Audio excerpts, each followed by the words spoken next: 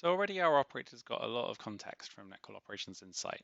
They can understand why the events are in the incident, and they've also understood a bit about the history of these events in the past and that seasonal pattern we just saw.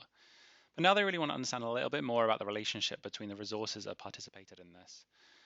What's the reason why this scenario has panned out, and why are all these different things related? So they can head over to this topology column, and by clicking one of these icons, they can launch directly into an embedded topology view that shows the relationships between those resources. So what the operator's done, they've clicked this icon next to the memory utilization issue, and we've launched into this topology view that shows that container, so that front-end container where that memory issues occurred. As they hover over items in topology, the events that are related to those resources are highlighted.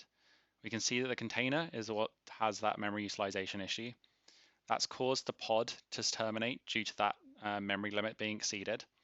And finally, as we hover over this worker node that container is running on, we can see that that's where that network error rate error has occurred. And what does this mean? It looks like there must be some kind of relationship between the fact that we've got this network error rate on this ASM demo worker node and the fact that that container is running on it.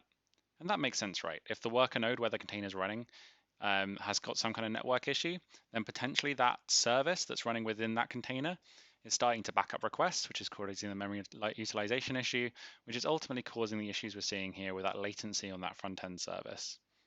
So straight away, by giving this context to the operator, we're giving them all the tools they need to really understand what this scenario is and start to think about how they can resolve the issue. If, however, this wasn't quite enough and the operator needs a little bit more information, they can always click this More Info button, and that will take them directly into the full topology viewer experience where they can go and explore the topology further.